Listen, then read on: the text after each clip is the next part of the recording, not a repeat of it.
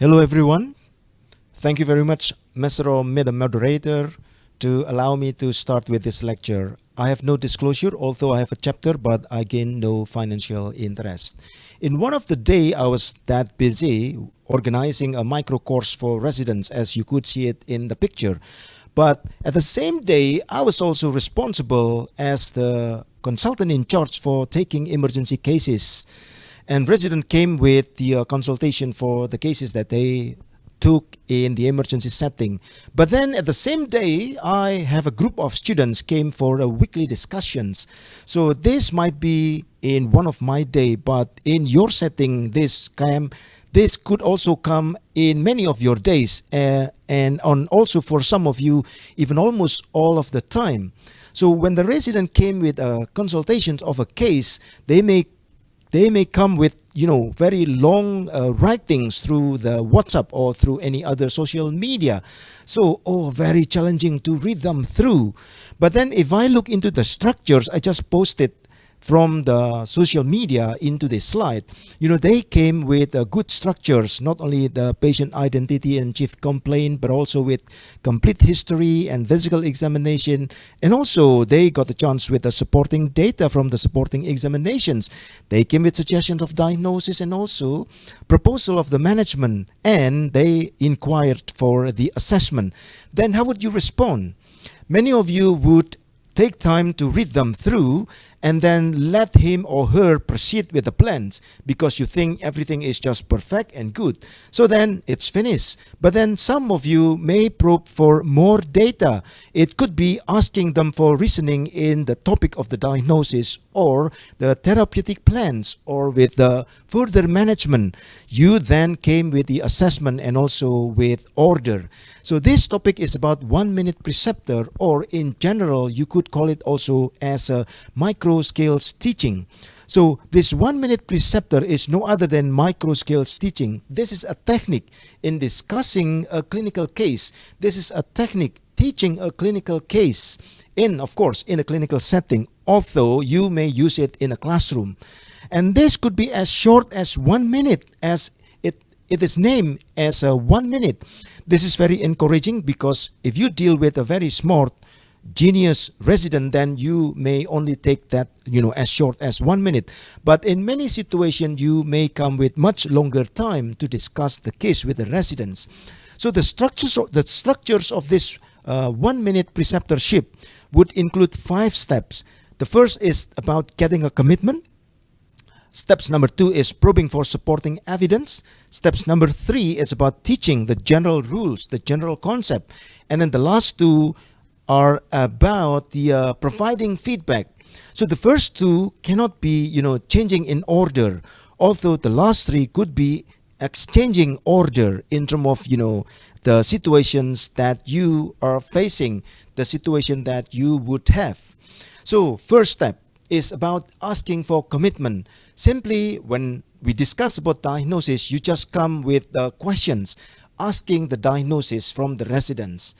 You are not advised to come with closed questions because simply closed question is a very lower in terms of the quality.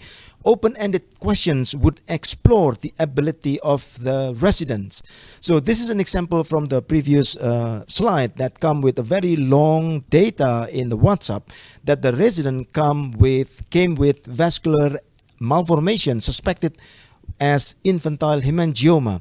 If you know the nature of the diagnosis, they are basically those 2 different diagnoses. It's very clear, but then you are advised to stay silent. Do not comment after giving the first step, after taking the first step. So you may still come with the first step by asking the differential diagnosis. If it is about potential or possible differential diagnosis, that is possible with the case. Then you need to stay silent, come with the step number 2, which is simple. It is about probing for supporting evidence. You may say that, it's just common. We do it every time. But you do it by nature, by the way you discuss with the resident reflecting it from the past when you were a resident, then your consultant did it as you do it now. But then this is a structure with the 5 steps. Okay, so step number 2, asking for supporting evidence. An example with this would be very simple. Why do you diagnose the baby to have vascular malformation, suspected infantile hemangioma? Then if the resident is aware about the difference between the two terms, vascular malformation and infantile hemangioma, they would correct the diagnosis. But then the response that you take from the resident could be like this: because the lesion appeared at 1 month and then grew bigger until 6 months of age. Now you know that she might be, directing the diagnosis of hemangioma, but then the first term that she came is vascular malformation. That's very unique because the two are different entities. So by knowing the response of the residents from the step number 1 and step number 2, which are not interrupted by your comment, you are now able to determine the needs to know, to understand or deal with the case more fully from the perspective of the residents. Now I understand that my resident didn't know that vascular malformation is different from infantile hemangioma, although the two are in the box of vascular anomaly. So then at the basic, 1 minute preceptor is about diagnosing the resident's clinical reasoning, specifically with the first 2 steps: identifying their needs and also providing constructive feedback as the follow-up, the next encountership when you still stuck in the same case. So teaching and assessment of clinical reasoning needs knowledge in clinical reasoning process. The past knowledge, be it about clinical knowledge, but also about the basic knowledge. So as doctor, we combine the two domain of the knowledge into one of the clinical decision making. But then beside the knowledge in clinical reasoning process, we also need educational skills in the clinical setting, definitely.